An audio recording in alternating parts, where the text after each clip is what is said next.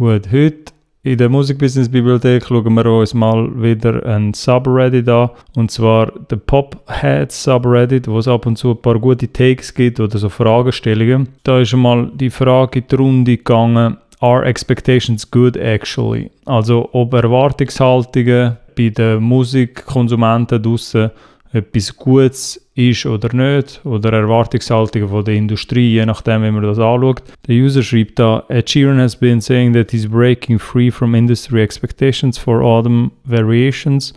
He's been open about the pressure to surpass his commercial success in the past and how it was toxic for him. Ich glaube, heutzutage und vor allem in so einer grösseren Diskografie, wie bei einem Artist wie Ed Sheeran, der schon sehr lang dran ist wie so jedes Album sein eigenes Universum potenziell und zieht nicht immer die gleichen Leute an. Vermeintlich der Gedanke, dass ein wahrer Supporter bei jedem Album dabei ist auch mittlerweile so etwas Unrealistisches, glaube ich.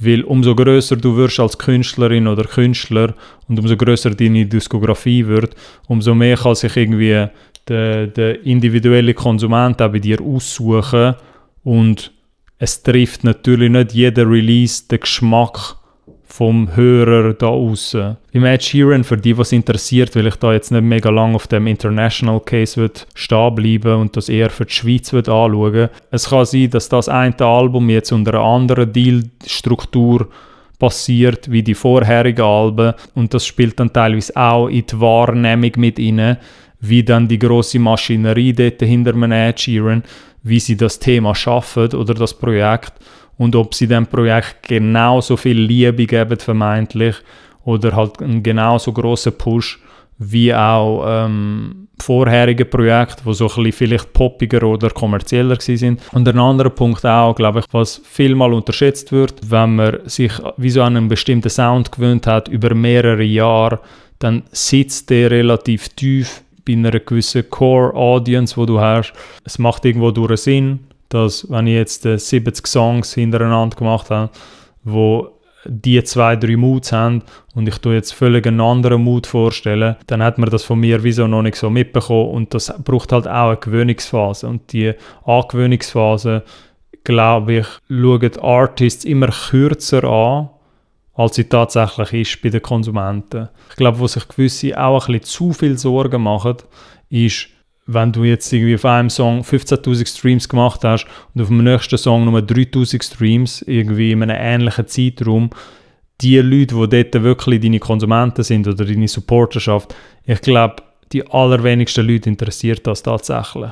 Das ist eher so Diskussionen rundum oder wenn überhaupt dann in der Industrie und selbst auch in der Industrie mittlerweile, so in dem Jahr, wo wir uns das Video jetzt anschauen und auch in Zukunft, man hat das schon relativ gut verstanden, dass du auch 5 Songs kannst haben oder 2 Projekte, die gut laufen und nachher ein drittes Projekt oder ein 6. Song nachher, wo nicht so gut läuft oder eben konsummäßig einfach ein bisschen andere Bubble anspricht und dort nicht den gleichen Impact hat, aber du kannst nachher trotzdem Song 7, 8 oder 9 kannst nachher trotzdem irgendwie grösser werden oder irgendwie auf den Konsum von vorher kommen. Das ist alles relativ, weil dort gibt es so die Sätze, die man auch früher gehört hat, ja, du bist immer nur so gut wie dein letzter Hit oder wie dein letzter Erfolg. Das ist so New Release Mentalität, dass man immer nur von der Industrieperspektive immer nur so ein bisschen deinen letzten Release soll judgen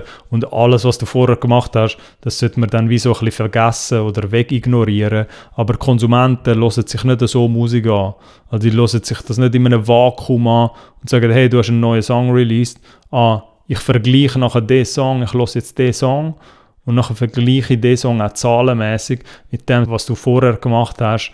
Klar kann das vielleicht eine Wahrnehmung dort draussen verändern, aber in der Schweiz ist es noch nicht der Fall, habe ich das Gefühl, wo wir dort sind, dass so der normale Musikhörer Zahlen vergleichen und wegen dem jetzt irgendwie nachher an einem anderen Fan Gatekeeping-mäßig so sagt, hey, mein Artist ist besser als deine, weil er streamt viel, viel mehr als deine. Ich bin selber auch schon ganz oft in die Fallen ertappt, weil ich am Anfang, wo ich gestartet habe mit dem Kanal, ein bisschen mehr das Gefühl hatte, ja, bei einem Artist, der jetzt stetig am Releasen ist, sollte dann jeder nächste Release irgendwie ein bisschen grösser sein als der vorherige Release. Aber das Konsumentenverhalten tut sich auch stetig ändern und auch noch individuell betrachtet auf einzelne Artists kann es dann auch einen riesigen Unterschied geben. Und mittlerweile, heutzutage, finde ich auch den Gedanken schöner, dass wenn du dir einen grösseren Katalog anschaust und dich selber wie so ein bisschen als Universum anschaust, dann ist nicht jeder Konsument anfällig vermeintlich für alle von deinen Projekten oder für deinen ganzen Katalog. Und gewisse sind dann irgendwie für diese Version von dir da, gewisse andere sind für eine andere Version von dir da. Und ich glaube, ich finde das insgesamt einfach ein viel gesünderer Approach an die ganze Sache. Ich glaube, das ist eher dann so ein Industrieding, dass man so die ganz grosse sieht, so die 1% ganz gross an der Spitze. Und bei denen ist der Anspruch halt auch wegen dem Kapital dort dahinter oder wegen dem wirtschaftlichen Denken auch, dass es immer wachsen soll von Jahr zu Jahr.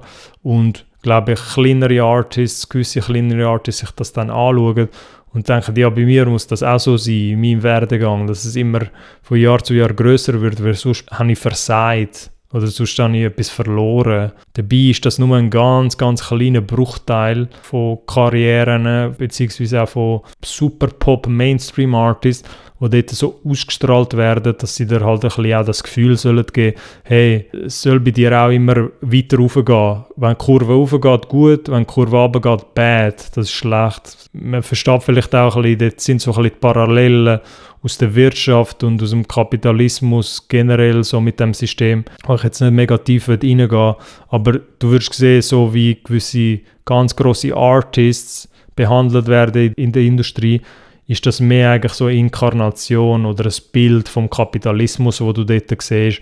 Und das ist halt immer so der grenzenlose Wachstum, der unlimitierte Wachstum, dass es immer weiter rauf soll gehen. Auch dort wieder, ich glaube, wenn du zu fest in das hineinschaust, verpassest du auch die Chance, einfach so die wahrhaftigen Momente zu sehen, wo einfach auch jemand dein Projekt schätzen tut, unabhängig davon, was du für Konsumzahlen oder Streamingzahlen jetzt machst und einfach die Sache anschaust oder wahrnimmst als das, was es halt ist. So viel zu dieser Episode. Ich hoffe, das war ein bisschen interessant gewesen für gewisse von euch. Vergesst auch nicht, auf der Kanalseite mal vorbeizuschauen. Da gibt es ganz viele Playlists, die so ein bisschen nach Themen sortiert sind. Und es kommt auch immer wieder ein bisschen neuer Content dazu. Ihr könnt sicher auch mal den Reddit-Thread noch abchecken selber. Ich verlinke den auch noch in der Description. Und dann würde ich sagen, sehen wir uns beim nächsten Mal. Tschüss zusammen.